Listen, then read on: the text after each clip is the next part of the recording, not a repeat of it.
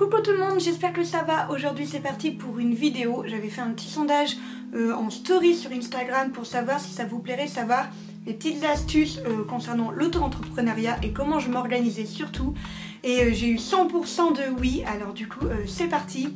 Je pense que je vais faire cette vidéo en deux fois. Une première fois avec vraiment le matériel sans lequel je peux pas vivre pour m'organiser, et à côté une autre vidéo avec des petits conseils et astuces organisation qui n'ont rien à voir avec du matériel pur et dur. Donc aujourd'hui on attaque le matériel, j'ai tout à côté de moi, c'est parti.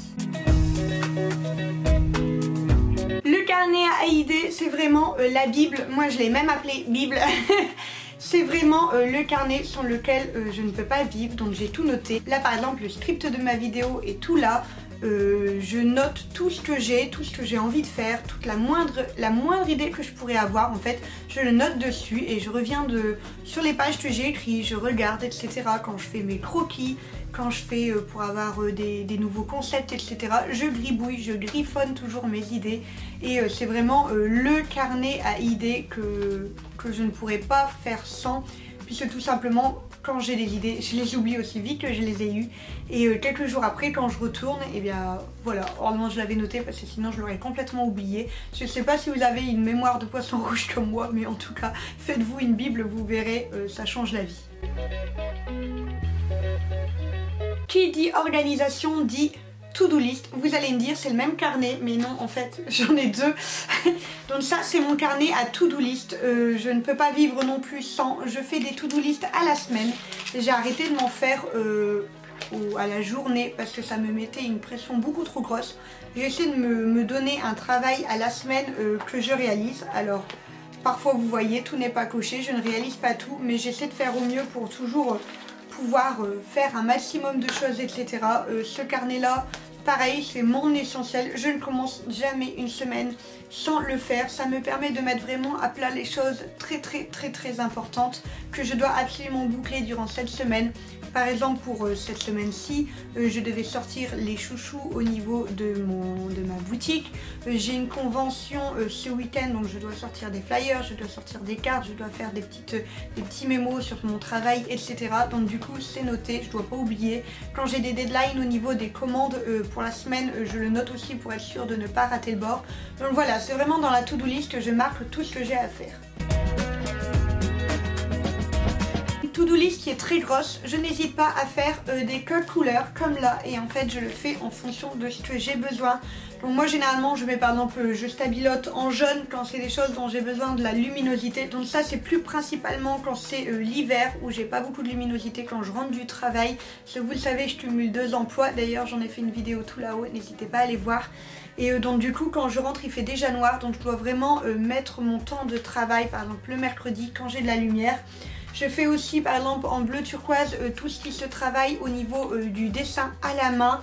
En violet c'est tout ce qui va avoir un rapport avec la numérisation, la tablette, l'ordinateur, les stories, enfin toutes ces choses là. Donc faites des couleurs et n'hésitez pas à faire des regroupements, c'est-à-dire que je vais faire d'un coup tout ce qui est en jaune. Ça m'évite de sortir plusieurs fois le matériel. Je vais faire d'un coup tout ce qui demande tel crayon, comme ça une fois qu'ils sont sortis, je fais tout ce que j'ai à faire et je peux ranger. Ça évite de sortir, ranger et du coup de perdre du temps niveau organisation. Quand on a beaucoup de choses à faire, ça change la vie.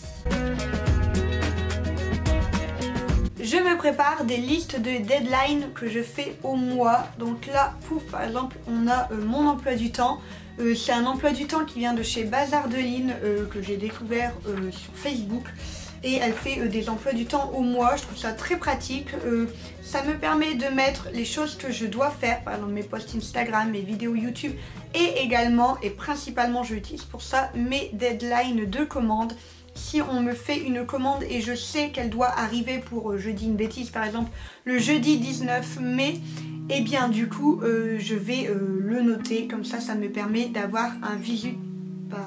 Ça me permet d'avoir un visu directement au mois et de me rappeler quelle commande je dois absolument clôturer pour pouvoir l'envoyer dans les temps et qu'elle soit du coup réceptionnée comme il faut.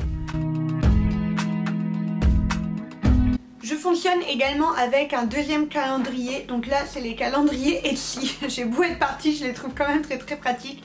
Donc ce sont les calendriers avec les dates importantes.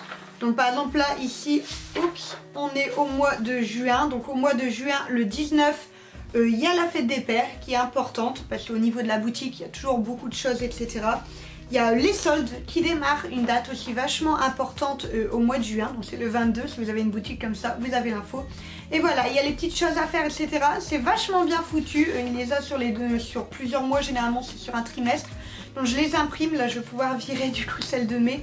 Mais je trouve ça super d'avoir tout ce qui sort en ce moment et tout ce qui va sortir, ça permet de pouvoir préparer. Ce que je fais, c'est que j'hésite pas à aller non plus sur internet et chercher d'autres dates importantes, comme par exemple la journée de la femme, la journée de l'endométriose, la journée de l'autisme, la journée des droits de l'homme, la journée de la terre, la journée des abeilles. Toutes ces journées-là, j'aime bien travailler avec et du coup je les rajoute. Parce que j'ai beau me dire que c'est important, moi les dates c'est pas du tout mon truc, j'ai déjà du mal avec les anniversaires, alors les journées c'est foutu.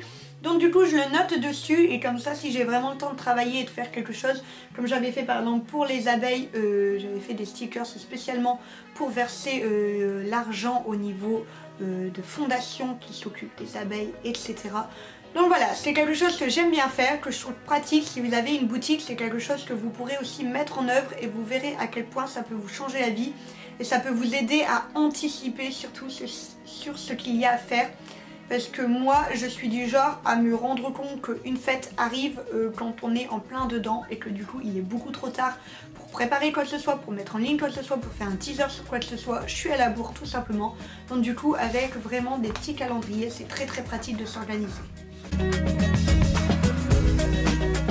Un carnet que vous avez tous d'une forme ou d'une autre, mais moi celui-ci me change la vie.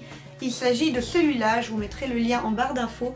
Donc déjà j'ai découvert il y a peu de temps qu'en tant qu'auto-entrepreneuse il était obligatoire d'avoir un carnet de compte spécifique qui est homologué, conforme aux obligations comptables comme ils disent. Moi je ne le savais pas, je faisais ça auparavant sur un carnet de chez Action que je trouvais très bien, qui est d'ailleurs encore là-bas et qui faisait très bien son taf et j'ai appris qu'il fallait vraiment un carnet conforme. Je ne le savais pas, je ne sais pas ce que ça vaut, apparemment c'est dans les formations que moi j'ai jamais suivies. Mais du coup voilà, j'ai réenregistré toute ma comptabilité. Ne vous stressez pas si vous en avez pas, n'hésitez pas à vous renseigner autour de vous si c'est à 100% obligatoire ou s'il y a des petits tips qui font qu'on n'est pas forcément obligatoire. Moi je vous avoue que du coup ça m'a stressé, je l'ai pris, c'est comme ça je me suis dit voilà. Et en fait, eh bien, il me change bien la vie parce que au niveau de l'organisation c'est très pratique. Donc il se situe comme ça. On a d'un côté toutes les recettes, de l'autre côté toutes les dépenses, les achats, etc. On a les dates, les numéros de facture, les noms de clients, les natures de la recette, les modes de règlement et le montant encaissé. On a les références, on a les soldes précédents, on a les totals d'achats, total de recettes annuelles. Je trouve ça très pratique pour pouvoir avoir une vue globale. Donc moi je le faisais sur mon autre carnet comme je vous l'ai dit. Mais j'avoue que du coup c'est pratique en fait, on peut vraiment remplir au fur et à mesure. Bon généralement la case achat est plus longue que la case recette parce que tout simplement moi tout se met dans ma boutique, dans toutes les commandes que je fais, c'est une seule ligne. Mais je trouve vraiment très pratique, du coup ça fait vraiment une fois, un mois par page. L'avantage c'est qu'on peut l'utiliser pour plusieurs années en fait, il suffit tout simplement de marquer là-haut mois, année. Et en fait c'est bien pratique, donc moi du coup j'ai tout noté depuis depuis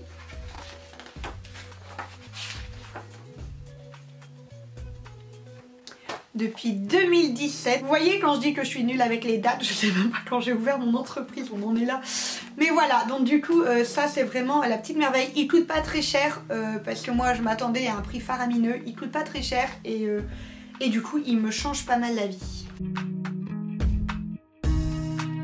Je possède un autre carnet, oui je suis Madame Carnet, donc qui est celui-ci, qui est celui de Amandine, la maîtresse du dimanche, qui est un carnet, regardez, avec un petit cappuccino qui est juste absolument beaucoup trop adorable. Elle en a encore sur sa boutique d'ailleurs, je vous la mettrai également en barre d'infos. Et ça c'est vraiment le carnet où je note tout au niveau de ma boutique, donc c'est très pratique. Quand j'ai des nouveaux produits, je marque par exemple tout ce qu'il m'a coûté. Donc là on va reprendre par exemple avec les chouchous comme je viens juste de les sortir. Donc je peux marquer dedans toutes les dépenses que j'ai effectuées pour les réaliser, donc le tissu bio imprimé, les frais de port pour pouvoir les récupérer forcément, la couturière qui a travaillé dessus, l'élastique évidemment pour le mettre à l'intérieur. Donc voilà, je marque tout, ça me permet de savoir combien ça m'a coûté pour le tout, voir le prix que je peux en tirer, etc.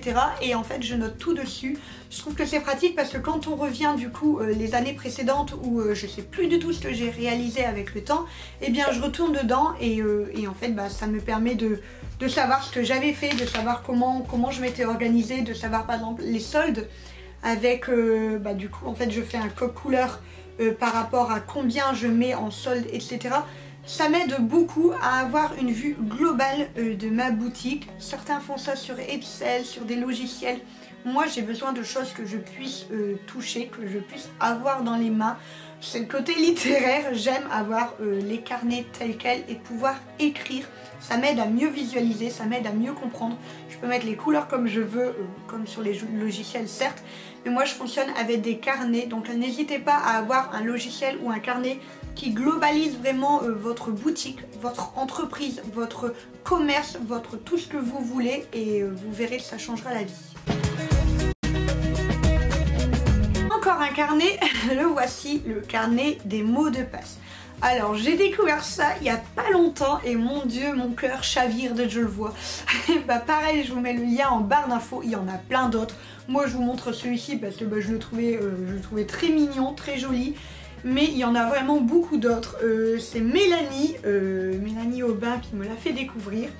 Moi auparavant je notais sur un petit carnet qui est aussi par là, un petit carnet tout lambda où je marquais les mots de passe. Et là ce qui est bien, alors on va essayer de trouver une page où il n'y a pas de mots de passe, n'est-ce pas?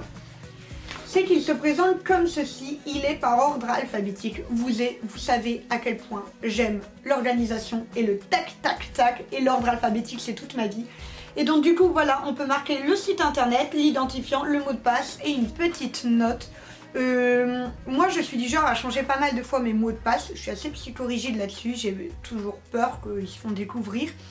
Dans la partie notes, ça me permet de marquer les anciens mots de passe parce que vous savez, on l'a tous eu ce moment où tu marques un mot de passe et tu l'as oublié et tu dois en mettre un autre et on te dit que tu l'as déjà mis et on te dit de rajouter un truc que tu oublies donc tu rechanges. On l'a tous vécu, on sait tous ce que c'est. Donc du coup, moi dans la partie notes, je note les anciens mots de passe pour éviter d'en mettre 350, sachant qu'il y en avait déjà dedans, 349, qu'ils avaient été déjà utilisés.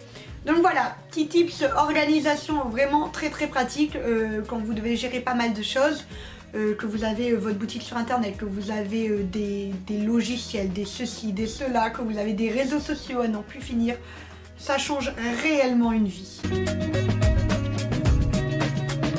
Petit point important, les post-it. Je ne vis pas sans post-it. Donc moi, ce ne sont pas des vrais post-it, ce sont tout simplement des petites feuilles comme ça.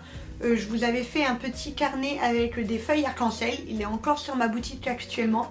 Et forcément, comme j'avais tout fait moi-même, le temps d'apprendre à savoir en faire, eh bien il y avait eu des ratés et évidemment le papier, je vais certainement pas le jeter comme ça alors qu'il est juste découpé mais il est nickel.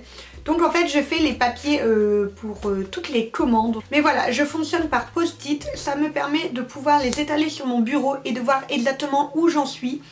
Je trouve ça très pratique. J'utilise également un code couleur par rapport à ça. Donc tout ce qui est post-it vert, c'est tout ce qui est sur papier. Comme je faisais tout à l'heure avec ma to-do list. Tout le papier, il est en papier vert. Tout ce qui est en bleu, c'est toute la version numérique, donc que je dois envoyer numériquement, donc que ce soit des logos, que ce soit des affiches, etc. En rose, c'est tout ce qui est stickers. En jaune, c'est tout ce qui est customisation, donc que ce soit les chaussures, les sacs, les vestes, etc. Et en blanc, c'est tout ce qui est autre custo, donc que ce soit comme j'avais fait la petite valise pour la naissance de la petite Emma, ou alors d'autres custos sur bois, etc. J'utilise un code couleur, c'est très pratique. Là encore, ça me permet de regrouper mes idées quand je vais travailler sur une commande. Et je mets tout le vert d'un côté, tout le bleu de l'autre. Je sais ce que je dois faire numériquement parlant. Je sais ce que je dois faire quand c'est du textile, c'est la peinture à sortir, etc. Je trouve que visuellement parlant, c'est beaucoup plus pratique. Pour vous organiser dans votre semaine, en plus de la to-do list, il y a ce genre de planner qui sont très cool, qui fonctionne du coup comme je vous l'ai dit à la semaine. Pouf. Et ça vous permet en fait de pouvoir marquer exactement tout ce qui arrive au niveau des horaires et d'être plus précis qu'un... C'est pas un semainier. Calendrier. Oh la vache, on va loin là. Et c'est du coup plus précis qu'un calendrier. Ça permet de vraiment pouvoir noter les heures. Il y a une petite partie notes, to-do list. Moi je l'utilise pas comme un to-do list. Après tout dépend de votre carnet évidemment. Mais comme j'ai déjà une autre to-do list, moi je l'utilise vraiment plus pour noter toutes les petites choses importantes de la journée, des petites précisions sur des rendez-vous, sur des choses, etc.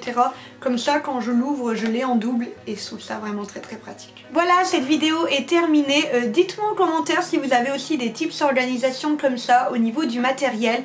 Je serais très très curieuse de voir. J'épinglerai les commentaires qui sont du coup vachement intéressants et qui peuvent servir à d'autres. Quant à vous, n'hésitez pas à aller regarder les autres commentaires. Vous aurez peut-être des astuces. Si comme moi, vous êtes une accro inconditionnelle de l'organisation et de tout ce qui est carré et droit, vous allez réellement kiffer. Donc voilà, j'espère que cette vidéo vous a plu. Comme d'habitude, petit commentaire, petit pouce bleu, on partage, ça fait toujours plaisir. Quant à moi, je vous fais des gros bisous et je vous dis à la prochaine.